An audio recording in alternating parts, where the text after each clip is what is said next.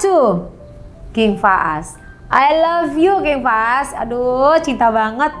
Masuk yuk pembahasan lanjutannya. Ntar dulu. Like, subscribe, and share. Yes, kita punya gabungan fans baru untuk King Faas nih. Si Abang. Yuk lanjut yuk.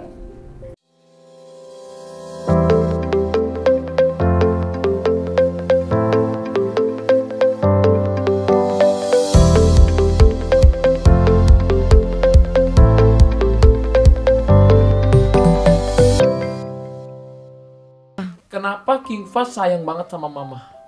Pertanyaannya, kenapa King Faas sayang banget sama mami? Kalau udah besar pengen ngejagain mami, soalnya kan dulu Kalau udah besar pengen ngejagain mami, itu alisnya naik dan itu penekanan banget ya. Betul.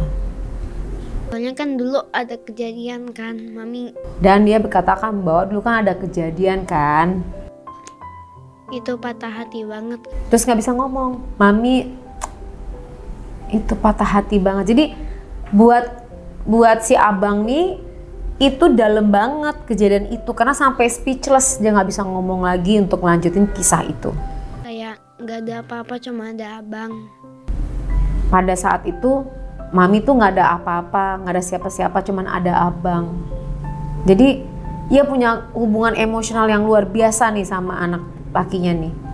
Terus setiap ngeliat abang bisa senyum lagi, bisa kuat lagi gitu. Pas ngomongnya itu sedih banget, kemudian tangannya dimain-mainkan, terus lagi kondisinya tidak nyaman untuk mengingat peristiwa yang menyakitkan. Sayang banget sama mami ya? Iya sayang banget. Sayang banget sama mami ya? Ya sayang banget. Ambil tangannya di kepala seperti ini, satukan. Ya, tangannya seperti ini.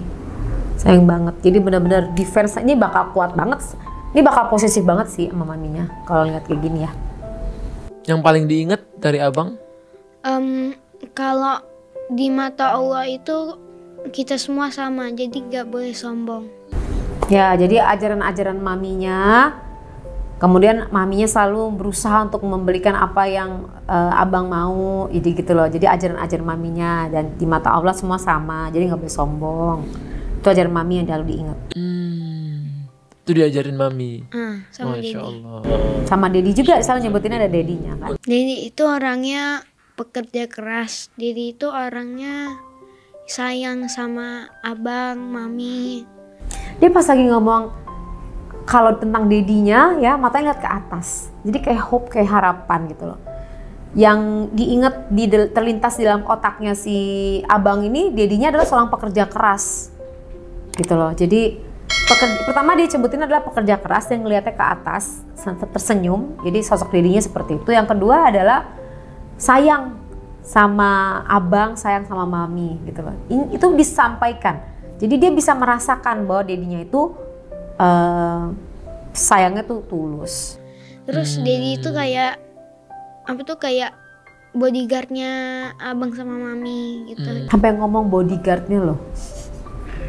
Jadi yang awal yang ngejaga mami sama abang tuh Dedinya. Banyak hal sih ya yang kita ajarin ya, terutama kan masalah agama ya. Jadi sejak usia dini masalah agama memang kita tekankan gitu buat Faas juga buat anak-anak kita yang lainnya gitu. Pada saat datang nih orang tuanya, ini ada tips dari mereka yang mungkin kita bisa ngambil nih ya, bagaimana sih ngedidik anak seperti si abang nih. Pertama, bagi Dedinya mengatakan adalah agama terlebih dahulu. Kekuatannya adalah di agama. Jadi pada saat ditanyakan ke mereka berdua, kelihatan banget nih leadership yang dimiliki oleh si Dedinya ini. Dia langsung ambil mic, langsung bicara. Pertama adalah agama, gitu loh. Dengan ekspresinya serius ya. Selain masalah agama, kita ngajarin adab terhadap sesama gitu. Selain agama yang pertama, yang kedua adalah adab. Ya, jadi di sini adalah manner mungkin lebih tepatnya. Sopan santun terhadap sesama, menghargai terhadap sesama. Manner itu adalah atau adab itu penting banget yang menjadi nomor 2 yang diajarkan buat anak-anak mereka berdua nih. Orang kadang suka berpikir kok masih kecil udah diajarin kayak gitu, justru dari kecil gitu. Ibarat Kok kecil-kecil udah diajarin kayak gitu, justru dari kecil. Nah, di sini ada penekanan nih oleh Dedi. Dedi kenapa ngasih penekanan dalam banget nih, Dad? Oh, nih pasti pengen banget agar nanti si abang ini pada saat ketemu dengan orang lain itu benar-benar memiliki manner atau adab yang baik kepada orang lain untuk tidak menyakiti orang lain. Maksudnya seperti itu. Berarti kalau di rumah rulesnya Kak Sony dong? Iya pasti ya. Jadi kan Berarti kalau di rumah rulesnya Kak Sony dong. Ketawa dong dedinya sambil lihat ke kanan kiri. Berarti beneran. Tapi emang harusnya gitu sih, karena sebagai seorang leader, pemimpin ya, harusnya memang punya sebuah aturan-aturan yang harus disepakati gitu loh. Dedi itu kan kepala sekolahnya gitu. Mami itu adalah sebuah madrasah yang mengajarkan anak-anaknya sejak awal gitu.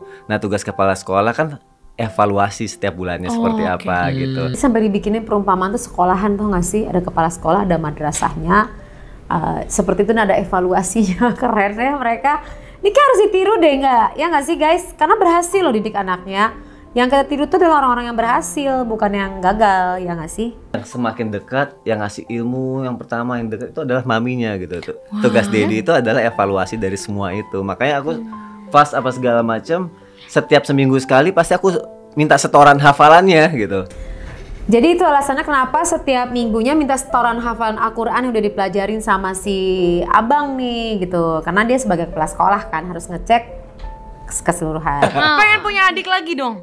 Oh pengen punya banyak tuh Kak. Abang pengennya Fas nambah. banyak, pengen adiknya. Pengennya 9 bersaudara. 9. Sama juga. Jadi si Pas ditanyain mau tanyain dong menambah adik lagi nggak? Iya mau. Si abang yang jawab. Nah saya agak tertarik pada saat si abang jawabnya mau ya. Si abang ini tidak ada rasa, aduh ntar punya adik aku nggak disayang lagi. Enggak, dia nggak punya rasa itu. Tidak ada rasa untuk tidak dicintai lagi. Berarti fulfill love-nya dari ayah ibunya atau mami dedinya tuh full. Sehingga dia nggak merasa kekurangan untuk ada saingan kalau ada orang lain hadir dalam hidupnya. Nah, untuk beberapa orang yang insecure kalau ada orang lain hadir di orang yang dia hormati atau sayangi, adalah orang-orang yang kurang sekali kasih sayang. Jadi orang yang kurang perhatian, dia pasti pengen semua orang tuh memperhatikan dirinya. Jadi pada saat ada orang lain hadir dalam lingkungannya, itu udah merasa insecure. Orang tersebut berarti kurang kasih sayangnya. Jadi kita harus pahamin itu ya. Kalau kamu bertemu dengan teman, lingkungan seperti itu, nih ada orang yang posesif ya.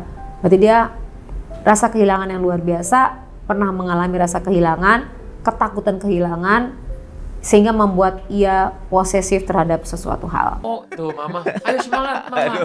Nah ini fase ini padahal artinya berasal dari awalnya seperti apa, tapi lihat ya puing-puing yang dibangun oleh dedinya ini sebagai tadi ya kepala sekolahnya ini berhasil gitu loh. Maminya juga berhasil. Nah tadi ya, berarti maminya ini tepat memilih menikah lagi, memperbaiki fondasi yang tadi udah hancur berantakan. Jadi tidak ada kata oh pernikahan gagal, anak broken home. Pada saat kedua enggak. Kedua itu adalah proses untuk memperbaiki yang mungkin kerusakan yang terjadi di waktu pertama tersebut. Tidak sempurnanya itu tadi ya. Sehingga bisa ada kesempatan untuk menikah lagi untuk memperbaiki kondisi yang ada. Yang kita larang ke Pas, kita alihin ke sesuatu yang lebih baik lagi gitu. Jadi nah contoh ya, ini juga menarik ya perhatiannya dari teman-teman semuanya. Parentingnya emang bagus sih. Padahal pada saat anak itu dilarang misalnya main handphone ya sama ayahnya sama maminya, dikasih satu aktivitas yang mengalihkan rasa kehilangan tersebut dengan aktivitas yang lebih menarik lagi. Nih keren strateginya nih. kita misalnya ngelarang ini, ya kita harus ada imbangnya gitu. Imbangnya apa gitu misalnya dia. Tapi kita alihkan, abang mau apa? Olahraga. Abang mau edukasi apa? Edukasi main gitu. Abang mau apa lagi? Jadi sesuatu yang lain tuh harus difasilitasi gitu. Jadi pada saat abang mau apa? Mau olahraga, dikasih olahraga. Abang mau edukasi main, dikasih main. Dan yang menariknya lagi, dedinya selalu ada. Jadi setiap aktivitasnya si anak laki-laki ini ada ayah yang selalu bersamanya. Tuh. Aku menjadikan anak tuh sahabat. Jadi aku tanya, abang suka atau enggak? Abang mau atau enggak? Misalkan kayak lagi hafalan nih. Aku selalu tanya sama dia, abang mau setoran suratnya sekarang atau enggak gitu. Terus nanti dia bilang boleh nanti nggak mami habis maghrib. Dan menarik lagi secara psikologis tidak ada kalimat abang harus, karena kalau harus itu akan nge-push ya anak. Tapi pertanyaannya lah, abang suka ini atau ini? Dikasih alternatif pilihan ya. Jadi tidak ada push. Kalau push itu anak berasa didorong, merasa terpaksa. Ini tidak. Abang mau A atau mau B. Jadi anak seolah-olah memilih, padahal kedua pilihan tersebut di bawah kontrol dari orang tuanya. Ini kalimatnya persuasif banget. Nah, seperti apa sih kalimat persuasif itu? Lebih dalam lagi, mendingan kamu langsung aja ke www.psikodinamika.org. Di sana ada konten-konten pembahasan bicara mengenai hal tersebut. Oke, langsung diklik aja di sana. Jadi laki-laki itu harus gentleman banget. Itu gentleman banget dia beneran. Laki-laki itu harus kuat, laki-laki itu harus menghargai orang, menghormati orang. Terutama Apalagi perempuan. Perempuan, betul, dan dia Nah. menghormati bener-bener. Nah mungkin itu yang karena aku kasih nilai-nilai itu, dia dipraktekannya seperti itu gitu. Mungkin itu natural aja yang terjadi karena mungkin udah masuk ke otaknya, ke hatinya. Jadi dedinya selalu ngajarin laki-laki tuh harus kuat, laki-laki tuh harus menghargai perempuan ya. Ajaran-ajaran itu yang dimasuk ke dalam pikirannya Abang Fas ini nih. Dan laki-laki itu juga harus menghargai perempuan dan menghormati perempuan. Itu yang paling keinget banget, sehingga si abang pada saat ketemu Arsy dia praktekin dong kalimat-kalimat itu, bagaimana respect terhadap perempuan, menghargai dan tidak menyakiti perempuan. Udah diajarin sama dedinya. Jadi nggak boleh nyakitin perempuan ya, harus menghormati, nyayangin gitu-gitu loh. Jadi pada saat dia praktek ketemu sama Arsy, dia benar-benar praktek. Makanya si abang menjadi lucu banget, gemes banget pada saat ketemu Arsy, ya nggak sih? Nah, itulah gambaran sekelumit ya tentang kisah bagaimana peran orang tua, parenting ya, teknik menguasai komunikasi itu sangat berfungsi banyak untuk anak. Dan pada saat kecil diajarkan masuk ke dalam pikirannya, dan dia praktek pada saat ketemu dengan apa yang diajarkan itu dia praktekin dengan baik. Ini yang berhasil. Anak yang sukses itu berhasil dari didikan orang tuanya. Sekalipun bukan ayah kandungnya, tapi ia telah menjadi seorang dad yang sukses ya. Bukan sebagai father aja, tapi lebih more than father. Karena need special man or guy to become a good dad. Tidak only father.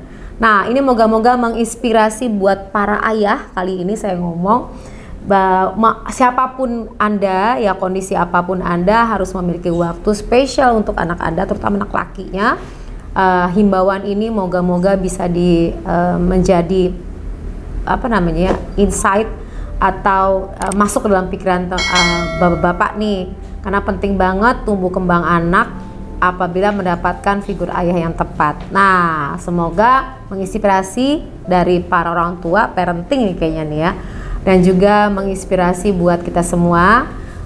Kasih komen yang baik-baik untuk mereka, dan kita doakan yang terbaik untuk mereka. Sampai ketemu lagi.